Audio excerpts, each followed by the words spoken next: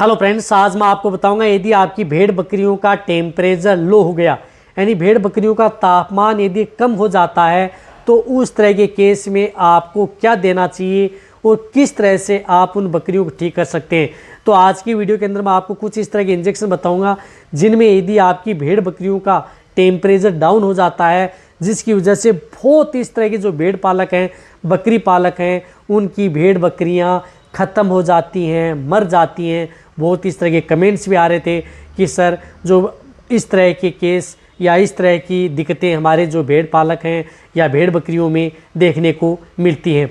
बकरियों का temperature down होता है, भेड़ का टेम्परेचर डाउन होता है, 2 से 3 दिन बाद में उनकी मौत हो जाती है। ट्रीटमेंट भी करते हैं लेकिन हमें रिजल्ट नहीं मिल पाता है। तो आज की वीडियो के अंदर आपको मैं डिटेल से बताऊंगा कि कौन से ऐसे इंजेक्शन किस तरह से लगाना है, कितनी डोज देनी है, किस विधि से आप उपयोग करेंगे तो आपको ज़्यादा बेनिफिट देखने को मिलेगा।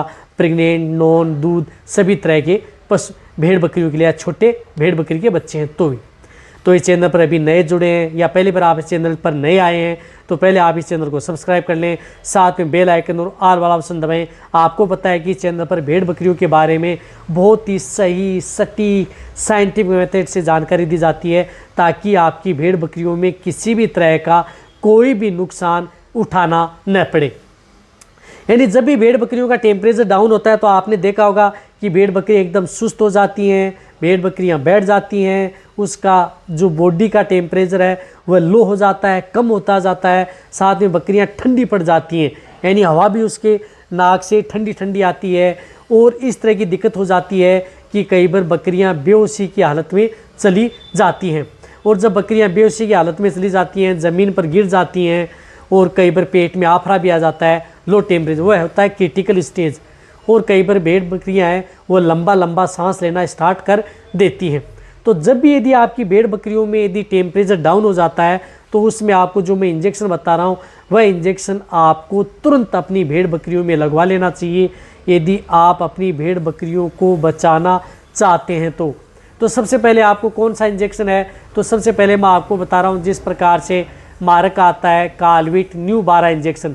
ये इंजेक्शन जो कैल्शियम का इंजेक्शन आता है, जिसके अंदर कैल्शियम भी आता है, विटामिन B12 भी आता है। तो ये इंजेक्शन आप अपनी भेड़ बकरियों में जो इस तरह का इंजेक्शन है, ये इंजेक्शन लगा लेना चाहिए 5 ml। यानी मीडियम साइज़ की भेड़ बकरी हैं तो 5 ml, ज़्यादा बॉडी वेट है तो 7 ml, छोटे हैं तो 2 से 3 ml इंट्रामस्कुलर ये इंजेक्शन तुरंत उस भेड़ बकरी को लगवा देना चाहिए। ये इंजेक्शन यदि आपकी भेड़ बकरियां प्रेग्नेंट हैं, दूध देने वाली बकरी हैं तो कोई नुकसान नहीं करता है, आपकी बकरियों के लिए सेफ इंजेक्शन है। तो ये इंजेक्शन तो लगाना ही लगाना है। अब क्या होता है कि यदि आपको अदर इंजेक्शन का भी आपको साथ में प्रयोग करना है, क्योंकि इस तरह के केस में आपको सपोर्ट थेरेपी के तौर पर आपको कुछ इस तरह के अदर मल्टीविटामिन्स या कुछ इस मिनरल्स के इंजेक्शन यदि अपनी भेड़ बकरियों में प्रयोग कराएंगे तो ज़्यादा बेनिफिट देखने को मिलेगा। ट्रीटमेंट उसी तरह से किया जाता है जिस तरह से बड़े पशुओं में होता है, उसी तरह से भेड़ बकरियों में भी इस तरह का ट्रीटमेंट किया जाता है।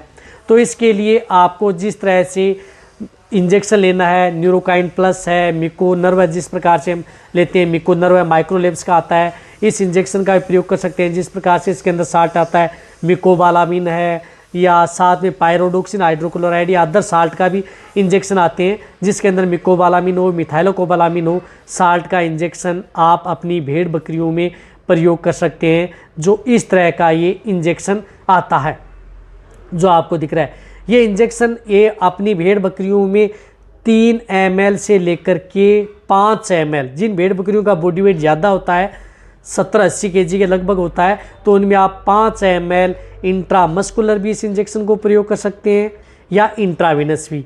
या जो मीडियम साइज़ की भेड़ बकरी हैं उनमें 3 ml, या बच्चे हैं तो उनमें 1 से 2 ml आप ये इंजेक्शन का प्रयोग कर सकते हैं।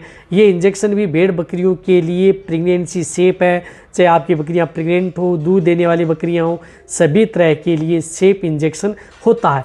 तो ये इंजेक्शन भी आपको ज़रूर प्रयोग करवाना है यदि आपको बेस्ट रिजल्ट लेना है। तो इसी के साथ आपको एक इंजेक्शन उपयोग करना है साथ में फास्ट पोस्ट का इंजेक्शन। जब भी यदि भेड़ बकरियों में इस तरह की दिक्कत हो जाती है तो फास्फोर्स का इंजेक्शन भी ज़रूर प्रयोग कराएं। जिस तरह से ये इंजेक्शन है टोनोफोस, जिसके अंदर साल्ट है टोल्डियम फोस सोडियम, या अदर फास्फोर्स का इंजेक्शन भी प्रयोग कर सकते हैं। सोडियम एसिड फास्फेट है, यूरिमिन है, या इस साल्ट का, तो कोई सा भी हो, लेकिन फास्फोर्स का इंजेक्शन भी आप सपोर्ट थेरेपी के तौर पर, जो बड़ी भेड़ बकरियां हैं जिनका बॉडी वेट 60-70 kg तक है, तो उनमें आप 5 से 6 ml इंट्रामस्कुलर या इंट्राविनस आप प्रयोग कर सकते हैं। इसी तरह से जो मीडियम साइज़ की भेड़ बकरियां होती हैं जिनका वजन 30 से 40 kg होता है, तो उनमें आप 3 से 4 ml आप इस फास्फोर्स इंजेक्शन का भी प्रयोग करना है। इसी तरह से भेड़ बकरी के बच्चे हैं तो उनमें आप 1 से 2 ml आप इस इंजेक्शन का उपयोग करना है। ये इंजेक्शन भी आपकी भेड़ बकरियों के लिए, प्रेग्नेंट हो, नॉन हो, दूध देने वाली हो या छोटे बकरी के बच्चे हों, सभी के लिए सेफ इंजेक्शन है, कोई भी नुकसान आपकी बकरियों में नहीं करता है। तो ये 3 इंजेक्शन जो मैंने बताएं, ये बकरियों का यदि टेम्परेचर डाउन हो जाता है तो उस तरह के केस में आपको ज़रूर अपने वेटेरियन से या जो ट्रेनिंग ले चुके हैं वो इनका प्रयोग अपनी बकरियों में कर सकते हैं और आप अपनी बकरियों को मरने से बचा सकते हैं। सबसे अच्छा रिजल्ट देते हैं ये इंजेक्शन, बहुत ही अच्छा रिजल्ट बकरियों में देते हैं। यदि आपकी बकरियों की स्थिति बहुत ही ज़्यादा नाजुक हो जाती है, टेम्परेचर जैसे आपने नापा 90, 92, 93, 95 डिग्री फ़ारेनहाइट चला गया, बहुत ही बकरियां कोमा में चली गई, ज़मीन पर गिर गई, लंबे लंबे सांस ले रही हैं, तो उस स्थिति में बकरियों की हार्ट बीट को बढ़ाने के लिए, ब्लड का सर्कुलेशन तेज़ करने के लिए आपको जिस तरह से आइसोफ्लूइड जो इंजेक्शन आता है, इस इंजेक्शन का उपयोग अपनी भेड़ बकरियों में करवा लेना चाहिए। ये इंजेक्शन क्या करता है कि भेड़ बकरियों का ब्लड का सर्कुलेशन तेज़ करता है, बकरियों की हार्ट बीट को बढ़ाता है, जिससे क्या होता है कि बकरियों का टेम्परेचर थोड़ा बढ़ता है। तो ये आइसोफ्लूइड इंजेक्शन 1 ml से लेकर के 2 ml, ज़्यादा वजन है तो 2 ml, कम है तो आपको 1 ml इंट्रामस्कुलर ये आइसोफ्लूइड इंजेक्शन भी क्रिटिकल स्टेज है तब आपको प्रयोग करना है, अन्यथा आपको ये इंजेक्शन नहीं लगाना है। इस बात का आपको ज़रूर ध्यान रखना है। क्रिटिकल स्टेज है तो ये, अन्यथा जो मैंने 3 इंजेक्शन बताए वह इंजेक्शन का उपयोग करें। एक दिन में यदि आपकी बकरियां ठीक होती हैं, ज़्यादातर तो क्या होता है कि 1 डोज लगने के बाद में बकरियां आसानी से ठीक हो जाती हैं, नहीं ठीक हो रही हैं तो आपको दूसरे दिन यही डोज आपको रिपीट कर देनी है, जिससे कि आपकी बकरियों को बेस्ट रिजल्ट। क्रिटिकल में आपको जो मैंने बताया कोर्टिकोस्टेरॉइड ये इंजेक्शन साथ में प्रयोग करवाना है। अब आप अच्छी तरह से समझ गए होंगे। तो ये जो प्रेग्नेंट है, नॉन है, सभी तरह के लिए सेफ है। तो ये वीडियो जितना हो सकता है भेड़ पालक, बकरी पालक उनके साथ शेयर करें। इसी तरह की नॉलेज भरी वीडियो आपको इस चैनल पर ऐसे मिलती रहेंगी।